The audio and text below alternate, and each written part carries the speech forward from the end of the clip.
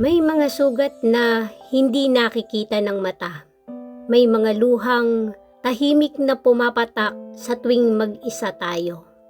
At may mga relasyong mahalaga sa atin, ngunit sa isang panahon ng ating buhay ay kailangan muna nating isuko sa Diyos at hayaang Siya ang kumilos. Kung minsan, akala natin ang pagmamahal ay laging paglapit. Pero may mga pagkakataon na ang pagmamahal ay marunong ding maghintay. Marunong magbigay ng espasyo at marunong magtiwala na may ginagawa ang Diyos kahit hindi natin ito nakikita. Kumusta po kayo?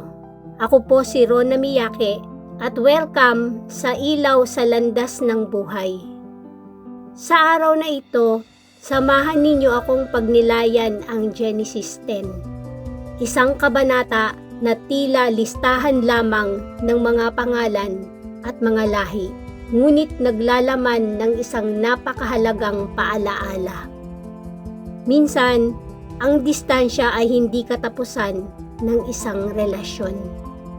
Minsan, ito ay bahagi ng proseso ng Diyos para sa paghilom, paglago at paghanda sa mas magandang muling pagkikita.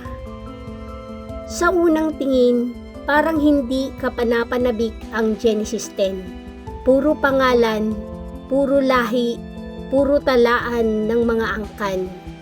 Pero habang binabasa ko ito, may isang bagay na tumimo sa puso ko. Pagkatapos ng baha, nagsimulang kumalat ang mga pamilya sa iba't ibang lugar ng mundo. Hindi sila nanatiling magkakadikit. Dumating ang panahon na kailangan nilang humiwalay at tahakin ang mga landas na nakalaan para sa kanila.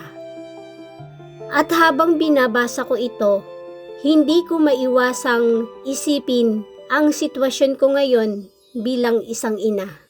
Sa ngayon, hindi pa kami nag-uusap ng panganay kong anak. Minabuti ko muna siyang i-restrict sa messenger, hindi dahil hindi ko siya mahal, hindi dahil pinabayaan ko na siya, at lalong hindi dahil sumuko na ako bilang ina. Sa totoo lang, mahal na mahal ko pa rin siya. Araw-araw ko pa rin siyang ipinapanalangin. Araw-araw ko pa rin siyang ipinagkakatiwala sa Diyos. Pero dumating ako sa punto na kailangan ko munang lumayo. Hindi para magalit, hindi para gumanti, hindi para kalimutan siya, kundi para maghilom. Sa loob ng mahabang panahon, sinubukan kong ayusin ang lahat.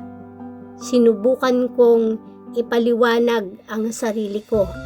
Sinubukan kong iparamdam ang pagmamahal ko.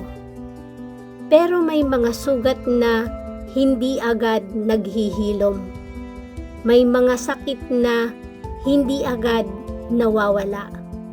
At may mga pagkakataon na kahit gaano mo kamahal ang isang tao, hindi pa rin niya nakikita ang pagmamahal na iyon dahil natatakpan ito ng kanyang sariling sakit at galit. Unti-unti kong natutunan na hindi ko kontrolado kung kailan niya ako mauunawaan. Hindi ko kontrolado kung kailan niya ako mapapatawad. Hindi ko kontrolado kung paano niya titingnan ang mga nangyari sa aming nakaraan. Pero may isang bagay akong kayang kontrolin, ang sarili kong paghilom. At iyon ang pinili kong gawin.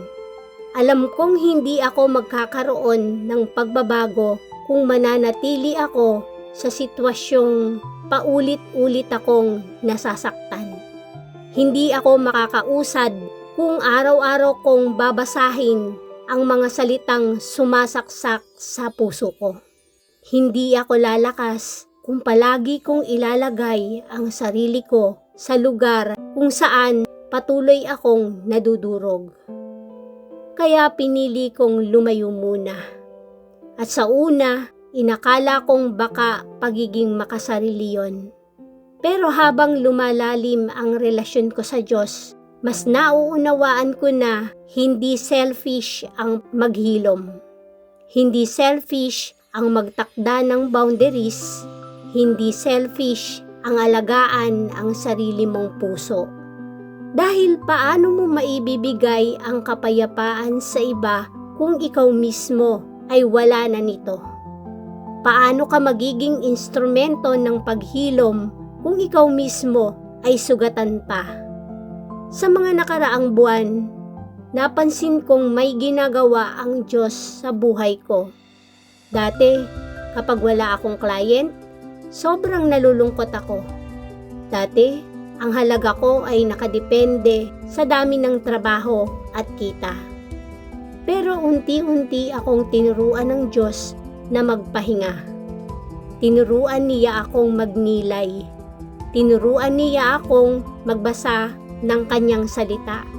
Tinuruan niya akong hanapin ang kapayapaan na hindi nakadepende sa pera, trabaho o opinyon ng ibang tao. At habang nangyayari ang paghilom na iyon, mas nakikita ko rin ang sitwasyon namin ng anak ko sa ibang perspektibo. Hindi ko nais na habang buhay kaming magkahiwalay. Hindi ko ipinapanalangin na manatili kaming ganito.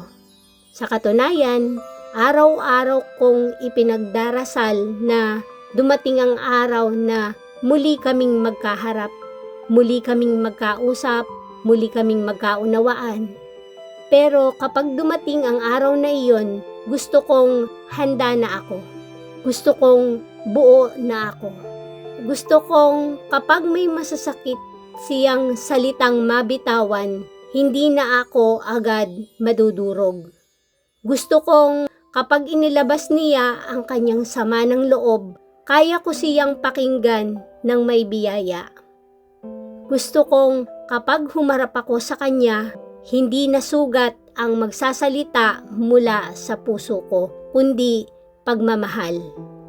At alam kong hindi iyon mangyayari kung pipilitin kong ayusin agad ang lahat habang pareho pa kaming nasasaktan. Minsan, ang pinakamapagmahal na bagay na magagawa natin ay hindi ang pilitin ang relasyon. Minsan, ang pinakamapagmahal na bagay ay hayaan muna ang Diyos na ang kumilos. Tulad ng mga pamilya sa Genesis 10 na nagkaroon ng kanya-kanyang paglalakbay, naniniwala akong may kanya-kanya rin kaming proseso ng anak ko. At naniniwala ako na hindi ito ang katapusan ng aming kwento. Ito ay isang kabanata lamang. Isang kabanata ng paghilom. Isang kabanata ng paglago. At isang kabanata ng pagtitiwala sa Diyos. Kung may tao kang mahal ngunit kailangan mo munang layuan para sa iyong paghilom, huwag mong isipin na wala ka ng pagmamahal. Minsan, ang paglayo ay hindi pagtalikod. Minsan, ito ay isang hakbang ng pananampalataya. Isang pagtitiwala na may ginagawa ang Diyos kahit hindi mo ito nakikita. Patuloy tayong manalangin. Patuloy tayong maghilom. Patuloy nating ipagkatiwala sa Diyos ang mga bagay na hindi natin kayang kontrolin. At maniwala tayo na ang Diyos na nagbubuo ng pamilya ay siya ring Diyos na kayang maghilom ng mga pusong sugatan. Maraming salamat po sa inyong pakikinig. Kung kayo ay na-bless sa reflection na ito, huwag kalimutang i-like, i-share at i-subscribe ang ating channel na Ilaw sa Landas ng Buhay. At tandaan, hindi lahat ng paghihiwalay ay pagkawala. May mga paghihiwalay na ginagamit ng Diyos upang pagalingin ang puso, palalimin ang pananampalataya at ihanda tayo sa mas magandang muling pagkikita. Ako po si Rona Miyake Naway pagpalain kayo ng Diyos at samahan ng kanyang kapayapaan sa bawat araw ng inyong buhay. God bless po sa ating lahat.